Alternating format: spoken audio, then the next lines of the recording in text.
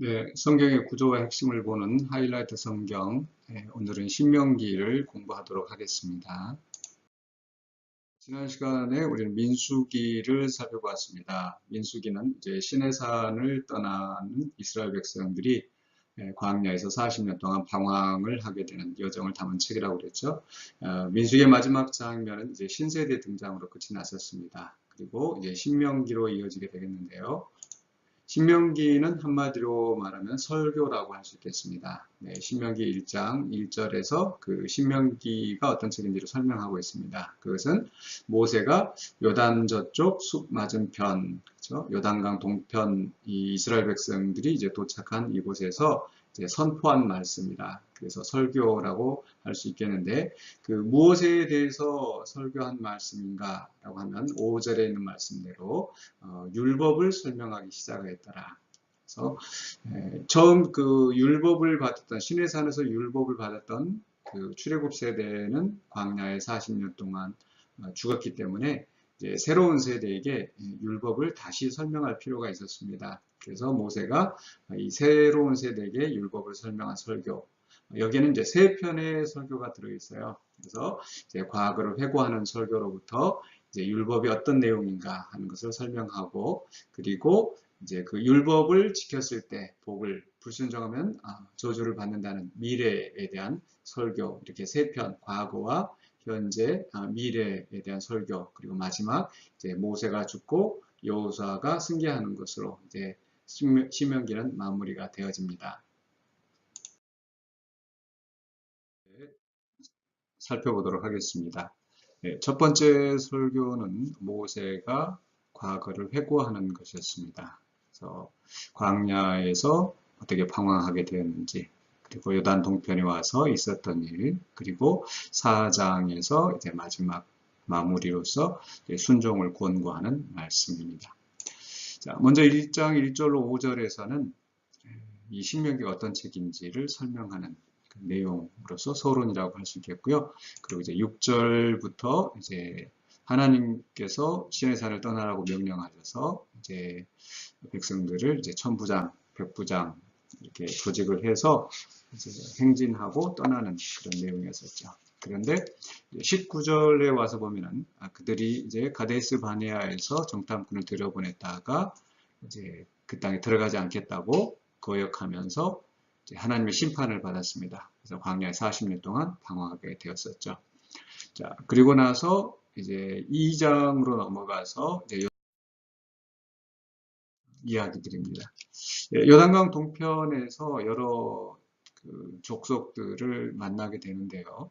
먼저 친족국들입니다.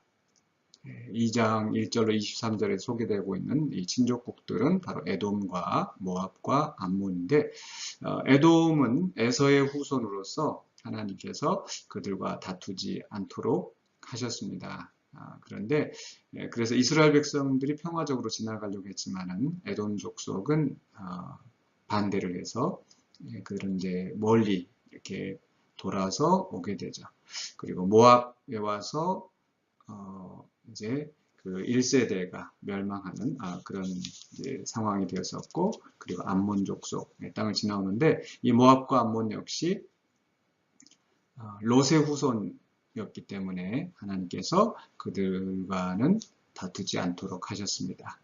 그런데 그 옆에 있는 그 아모리족이 살고 있는 이 헤스본 또 바산 왕 옥, 아모리족 헤스본의 왕 시혼, 이들이 이스라엘에 싸움을 걸어왔어요. 그래서 이들과는 전쟁을 해서 이겼습니다. 그리고 나서 이제 이 땅을 요단강 동편에 있는 요단강 동편에서 루벤 지파와 갓 지파, 므낫세 반 지파가 이 땅을 차지하도록 되었었죠.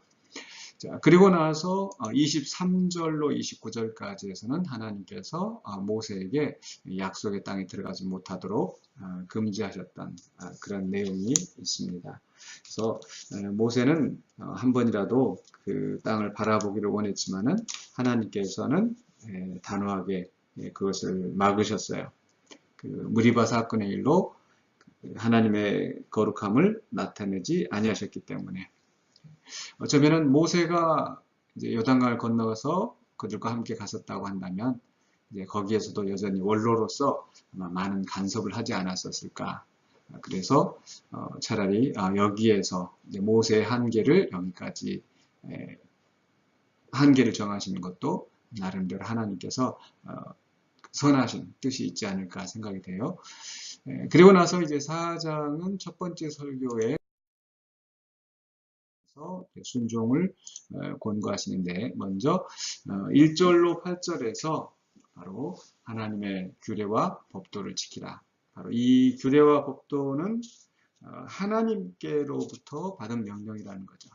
그래서 하나님께로부터 받은 명령이고 그 외에 다른 우상을 만들어서 우상을 따르지 말고 만약에 우상을 따르게 되면은 그 심판을 받을 것을 경고합니다.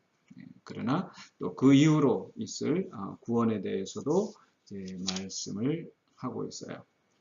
한번 쭉 그 성경을 살펴보시면 좋겠네요. 자, 그리고 나서 이제 마무리 결론적으로 이제 32절로 40절에서 그래서 그 하나님 유일하신 하나님이 주신 바로 이 말씀을 잘 지키라. 규례와 법도를 잘 지키라고 말씀하시고 그리고 이제 41절부터 49절까지는 이제 역사 후기로서 요단강 동편에 있는 그 도피섬에 대한 소개로 이제 마무리가 되어집니다. 자, 이렇게 과거에 대한 설교를 하고 나서 이제 그 다음에 5장부터 이제 본격적으로 이제 율법에 대해서 설명을 합니다. 자, 두 번째 장면은 이제 그들이 지켜야 될 율법의 말씀이 무엇인가를 소개하는데 여기에도 세 장면으로 나눠서 볼 수 있겠습니다. 첫 번째로는 가장 그 율법의 기초가 되는 10계명을 5장에서 설명하고 있고 6장부터 11장까지는 이제 율법을 주신 이유, 원리 그리고 그 율법을 어떻게 지켜야 되는지 에 대한 그런 원리적인 면을 소개하고 그리고 이제 세 번째로 이 12장부터 26장까지 이제 구체적인 그 케이스로라고 하는 그러니까 조례들을 이제 설명하고 있습니다. 먼저 이제 가장 기초가 되는 신명기 10계명은 대신계명 즉 하나님을 사랑하라라는 그런 원리 속에서 그래서 하나님 외에 다른 신을 섬기지 말라, 우상을 만들지 말라 등 이런 대신 계명이 설명이 되어 있죠. 그리고 후반부는 부모를 공경하라부터 시작해서 이제 대인 관계된 그런 율법으로 설명이 되어 있습니다. 자, 그리고 나서 이제 6장부터 11장에서 이제 원리적인 면들을 이제 소개를 하고 있어요. 근데 이제 6장과 7장을 제가 이제 사랑과 미움이라고 정리를 해봤는데 무엇인가 하니 6장에서는 이제 그들을 이스라엘 백성들이 전심으로 여호와를 사랑하고 그 계명을 지킬 것을 말씀하시고 반대로 이방 민족들에 대해서는 진멸하라. 왜냐하면 이방 민족을 그들이 남겨둠으로써 그 이방 민족의 영향을 받아서 우상을 섬기고 또 우상을 따라가기 때문에 이제 오직 여호와만 사랑하도록 이방 족속들에 대해서는 진멸하라 이렇게 말씀하셨습니다. 그리고 이제 8장에서는 이제 그들이 약속의 땅에서 크게 번영할 것을 말씀하시면서 그렇게 번영했을 때에 그들이 경계해야 될 것이 무엇인지를 설명하고 있습니다. 무엇보다 그들은 광야의 시절 하나님께서 그들을 낮추시고 그들을 돌보셨던 그런 광야의 그 시절을 기억하라. 그렇죠? 그리고 11절부터 20절까지는 바로 여호와를 기억하라. 여호와를 잊지 말라라고 지금 말씀하고 있습니다. 자, 그리고 나서 이제 9장에서는 그들이 과거에 불순종했던 그런 역사를 다시 한번 이야기하고 있습니다. 바로 그들의 그 출애굽 1세대 아버지 때라고 할 수 있겠죠. 그래서 출애굽 1세대가 어떻게 불순종했었는지 그것을 이야기하면서 그럼에도 불구하고 하나님께서 이제 그들에게 다시 두 번째 기회를 주셨다라는 거. 그래서 10장 1절로 11절에서 다시 그 10계명의 돌판을 받았던 것을 이야기하면서 그리고 사랑으로 하나님을 사랑함으로 순종할 것을 권고하고 있죠. 자, 그래서 이 6장부터 11장까지의 원리를 두 가지로 요약할 수 있을 것 같아요. 하나는 왜 하나님께서 율법을 주셨는가? 바로 사람의 행복을 위해서. 10장 우리 13절에 보시면은 내가 오늘 내 행복을 위하여 내게 명하는 여호와의 명령과 규례를 지킬 것이 아니냐. 그래서 율법 하면은 굉장히 우리를 얽매이게 하고 또 율법으로 말미암아 심판을 얻게 하는 그런 어떤 무서운 것, 딱딱한 것 그렇게 생각하기 쉬운데 이 율법은 우리를 구속하기 위한 것이 아니라 우리가 더 행복할 수 있도록 주신 거라는 거죠. 그리고 또 율법을 지키는 동기는 무엇인가? 율법을 지키는 동기는 바로 하나님의 사랑에서 그렇죠? 그저 무서워서 어쩔 수 없어서 율법을 지키는 것이 아니라는 겁니다. 우리 6장 5절에 있는 말씀 한번 보실까요? 6장 5절에서 하나님께서 모세를 통해 주신 말씀 보시면 유명한 쉐마 이스라엘아 들으라 6장 4절에서 우리 하나님 여호와는 오직 유일한 여호와시니 5절에 가면 너는 마음을 다하고 뜻을 다하고 힘을 다하여 내 하나님 여호와를 사랑하라. 그리고 나서 6절과 7절에서 바로 이 계명을 가르치고 지키라라고 말씀하고 있죠. 그렇죠? 그래서 우리가 율법을 지키는 이유는 하나님을 사랑함으로 우리가 지켜야 된다는 것을 이야기하고 있습니다. 자, 그리고 나서 이제 12장부터 이제 26장까지는 바로 이제 구체적인 이 율법 10계명의 말씀을 어떻게 적용하여 지킬 것인가 하는 것인데, 먼저 12장 1절부터 16장 17절까지는 이제 대신, 즉 하나님에 대해서 어떻게 하나님을 섬길 것인가 하는 의식법이 기록이 되어 있고, 16장 18절부터 26장까지는 바로 대인 사람에 대해서 어떻게 하나님의 뜻대로 율법을 지키며 살 것인가, 그런 의미에서 시민법이 기록되어 있다고 할 수 있겠습니다. 하이라이트 성경에 보면 여러분들이 그 자세한 그 도표로 제가 정리한 것이 있는데요.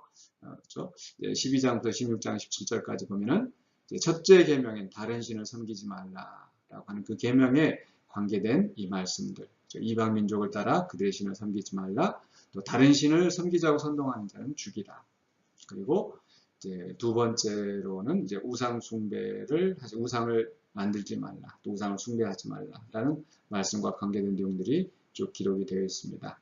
자, 이런 식으로 이 12장부터 26장까지 있는 이 상세 조항들은 바로 이 10계명에 대한 또 풀이 적용이라고 할 수 있겠습니다. 그래서 16장 18절부터 재판장과 지도자들에 대해서 이야기를 하고 있죠. 부모를 공경하라, 어떤 권위에 공경하라는, 권위를 존중하고 공경하라는 그 말씀의 확장으로서 이 사회 지도자들에 대한 순종을 말씀하고 있다고 할 수 있겠습니다. 자, 이렇게 쭉 보시는 것처럼 그 내용들이 사실은 10계명을 기초로 형성이 되어 있다는 것을 우리가 알 수 있습니다. 자, 이렇게 해서 상세 조항을 우리가 읽을 때에 그것을 또 10계명과 연결해서 보셔야 되겠습니다. 다음으로 이제 세 번째 장면은 바로 이제 화복입니다. 이것은 미래에 대한 설교라고 할 수 있겠습니다. 이제 회고는 과거에 대한 설교라고 한다면, 율법은 현재에 대한, 그들이 이제 지켜야 될 율법이 무엇인지를 설명하는 현재 설교이고, 화복은 이제 미래에 대한, 그리고 이제 율법을 지키느냐 또 지키지 않느냐에 따라서 그들의 미래가 달라지는 거죠. 자, 27장에서는 이제 선포식입니다. 이제 모세가 그들에게 명령하기를 이제 가나안 땅에, 약속의 땅에 들어가거든 그 에발산과 그리심산에서 복과 저주를 선포하라. 그래서 그 선포하기 위해서 먼저, 자, 27장을 잠깐 보시면요, 성경을 같이 펴서 27장을 함께 보십시다. 자, 27장에서 그 돌에 서표를 바르고 율법을 기록하라. 그래서 이 돌에 기록하게 한 것은 바로 영구한 그 언약임을 이제 상징한다고 할 수 있겠죠. 그래서 그런 돌에 그 율법을 기록하고, 그리고 에발산과 그리심산에서 12절에 보면은 축복하기 위하여 그리심산에 서고, 또 13절의 후반부에 저주하기 위하여 에발산에 서고. 그래서 이 그리심산과 에발산은 이 세겜을 중심으로 이렇게 두 갈래로 이렇게 나눠져 있는 그런 산입니다. 쌍둥이 산이라고 할 수 있겠죠. 그곳에서 한 곳에서는 축복을 선언하기 위해서, 또 다른 한 곳에서는 저주를 선언하기 위해서 이렇게 6지파씩 이렇게 나누어 서게 하고, 그 가운데에 레위 지파가 거기서 율법을 선언합니다. 그러면은 순종하면 복이, 또 불순종하면 저주가 있다는 것을 선포하게 하죠. 28장에서는 이제 구체적으로 그 복과 저주가 어떤 것인지를 설명을 하고 있습니다. 그래서 1절로 14절에서는 순종하였을 때 따르는 복을 설명하고 있고요.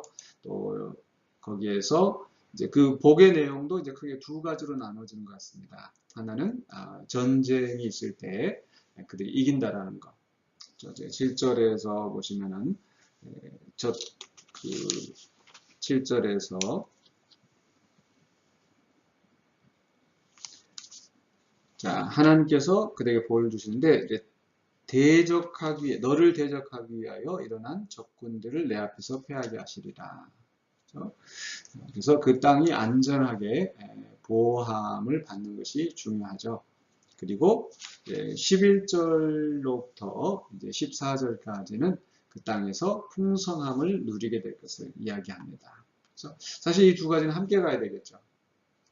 그러니까 아무리 풍성해도 힘이 없으면 원수들에게 이 나라를 빼앗기게 되고, 또 힘이 있어서 이 나라를 지킨다 하더라도 이 땅이 풍성하지 못하면 소용이 없습니다. 그래서 하나님께서 그 대적들로부터 이기게 하시고, 또 그 땅에서는 이제 풍성함이 있게 될 것을 이제 약속하십니다. 자, 그리고 나서 이제 15절부터 68절까지는 바로 불순종에 따르는 저주가 자세하게 설명이 되어 있습니다.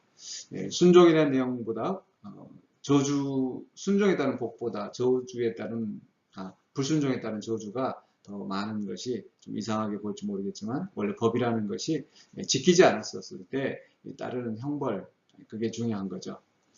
자, 그래서 거기에서도 보면은 이제 저주에 선언할 것을 이야기하면서 거기에 이제 질병과 재앙, 또 아까 대적을 이기게 하겠다고 하셨는데 오히려 대적들에게 패배하게 되고, 그 땅에서 또 풍성함 대신에 척박함이 있게 될 것을 이야기합니다. 그리고 마지막에는 그들이 그 땅에서 살지 못하고 포로로 끌려갈 것까지 경고하시죠. 그리고 이러한 이야기들은 사실 나중에 이제 열왕기서를 보면 불행하게도 그대로 이루어졌습니다.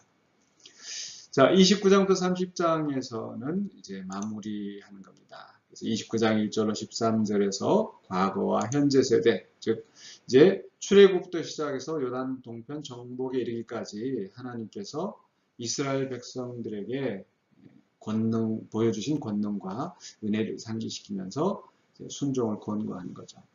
그리고 이제 10절로 13절에서는 바로 그들이 지금 그 언약에 참여하기 위하여서 함께 모여 있는 것이고, 또 이러한 이 언약은 당대에 끝나는 것이 아니라 다음 미래에까지 이어지는 겁니다. 그래서 미래의 세대들에게도 바로 심판의 경고와 이 회복의 약속이 주어지게 됩니다.